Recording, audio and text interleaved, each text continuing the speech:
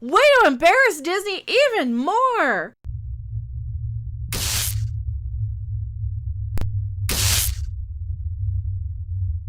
It is bad enough that Black Widow did not make nearly as much money as I think Disney wanted, or the box office, or the powers that be. It is bad enough that it was kind of blah. It was kind of a blah movie, and not a lot of people liked it. Same goes for Loki. That's got really, really bad. Disney's just not having a good day. And to add insult to injury, well, hi, I'm here. I'm Mecha. I'm your favorite YouTube consumer advocate, Harpy. Why do they call me a harpy? Because I yell sometimes a lot. Warning!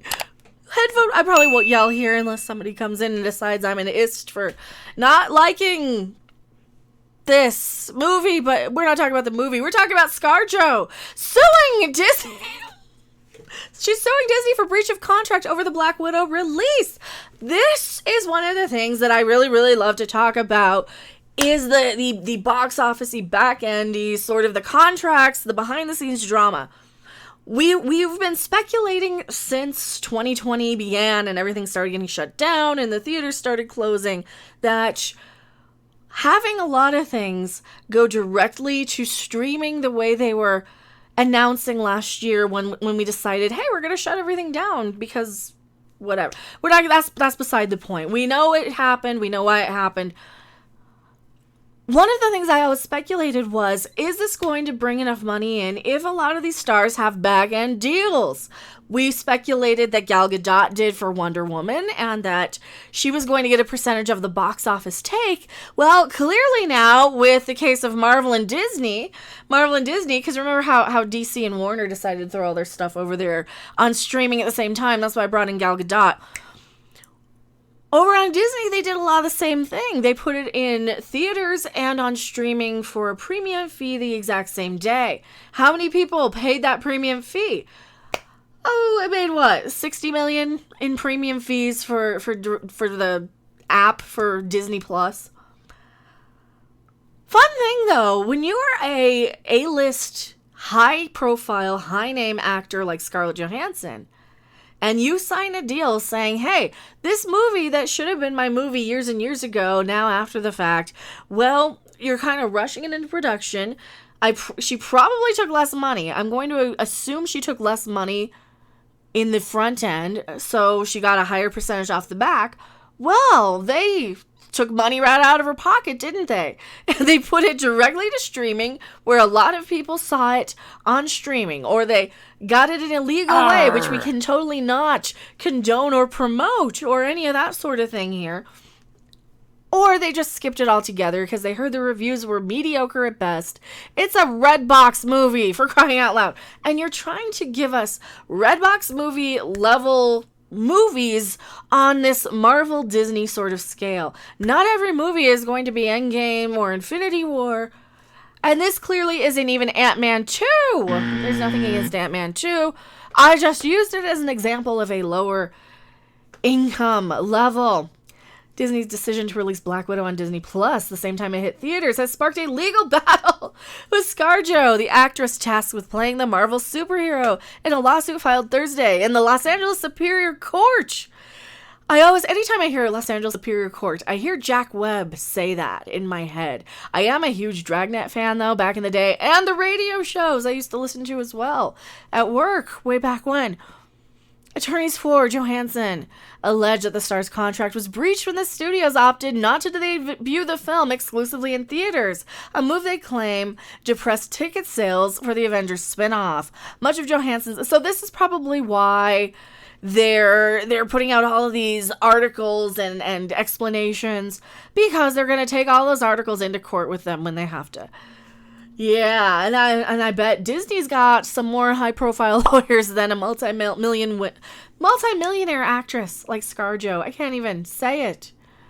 I can't even say that. Much of her compensation was tied to the box office performance of Black Widow. If it hit certain benchmarks, bonuses would kick in. I'm guessing it didn't.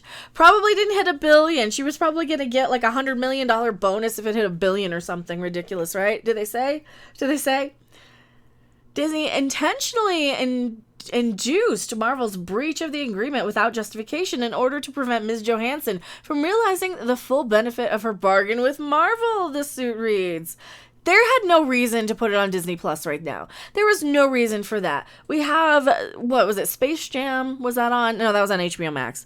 What was the other one? Snake Eyes. Snake Eyes didn't. Ooh, here's the thing. Here's where my brain kicks in. Stopped halfway mid-thought to realize something.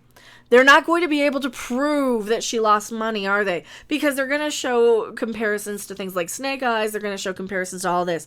Unless they go in with, hey, here's a whole bunch of articles saying how Disney Plus hurt your box office, which I'm going to have Rob pull up when he edits this. That might be the case. They announced in March, Disney that is, that Black Widow, among several of its 2021 films, would premiere simultaneously on the studio's subscription-based streaming service, for a premium $30 price and on the big screen. As the movie theater industry reopened on July 9th, Black Widow is set to a pandemic-era box office. I can't say it. Set to. So it should be one.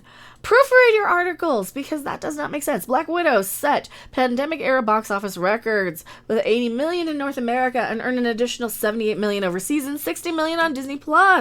Ticket sales steeply declined in subsequent weeks. Yes, because it got out that the movie was terrible, and currently stands at $319 million globally, putting Black Widow on track to become one of the lowest grossing Marvel movies of all time. I don't even see it making its money back. It has been pushed back and pushed back and pushed back. The advertising, the marketing, the cost. They advertised this thing twice. They marketed this thing twice.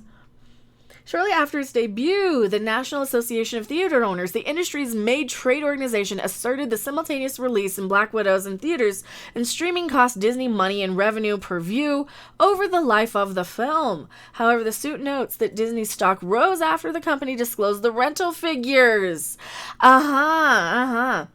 See, now that's another thing. They can go in and say, well, look at this. Our stock went up, so clearly we did something right. Yes, but you're hurting your box office.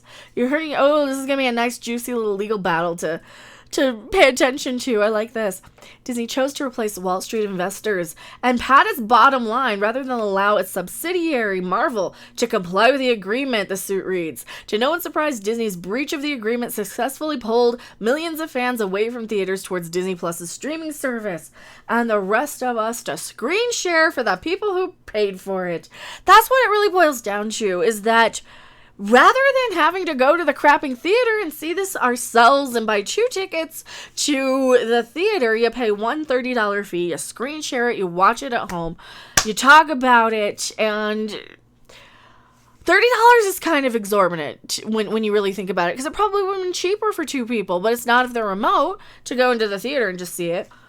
The issue I have with a lot of these movies is that they're trying to make them out to be better than they are. These are just popcorn movies, all right? They're not the be-all, end-all.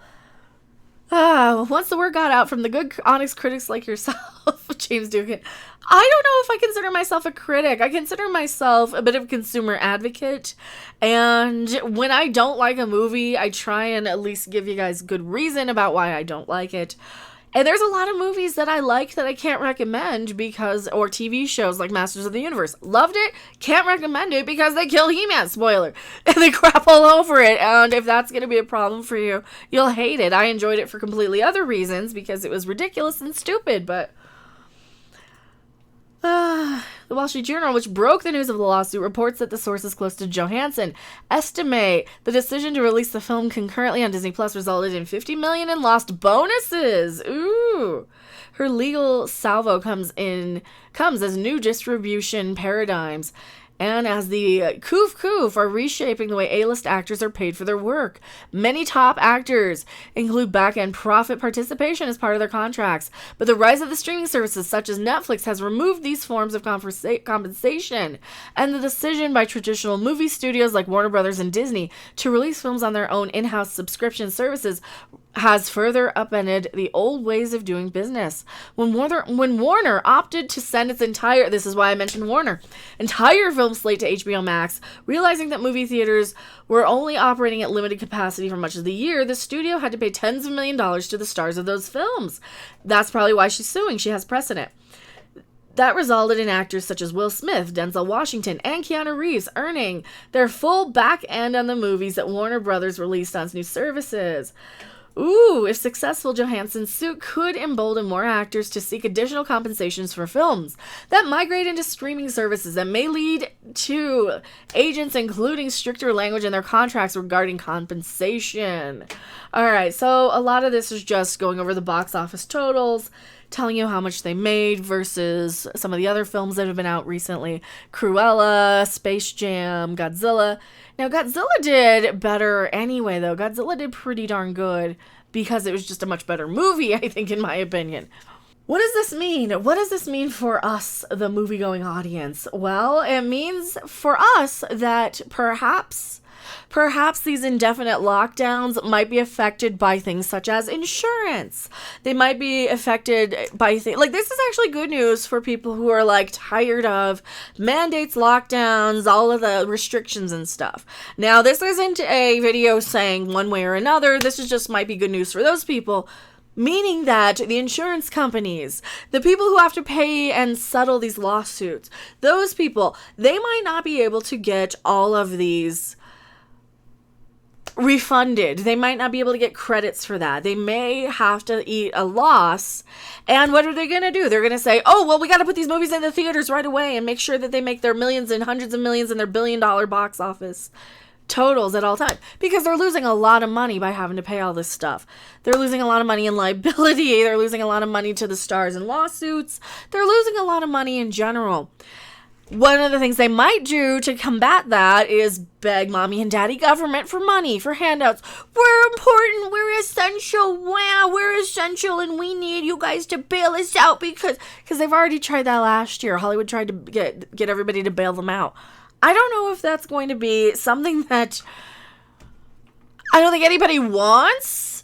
You can argue that, yes, your camera operators, your construction people, your electricians on set, those people absolutely deserve to be essential and have an income and have a job. So does everybody else, I think, in my opinion. And if that's going to get me canceled for saying so, for having the god-awful opinion that, you know, everybody's income and livelihood are pretty much essential to them, to their own survival. Sure, but this might actually be some good news. This might be something to where the people who actually have to pay, the insurance people who have to cover a lot of this, the attorneys, the people who have to pay her freaking lawsuit if she wins, those people might say, yeah, enough of this. Enough. The investors, where the money's coming from. Tell me what you guys think in the comment section below. I have yelled about this too long. And I'm going back to my live chat. Don't you go anywhere. Thanks for watching. If you liked it, make sure to hit that like button. And if you want to see more, don't forget to subscribe. See you in the next video. Bye!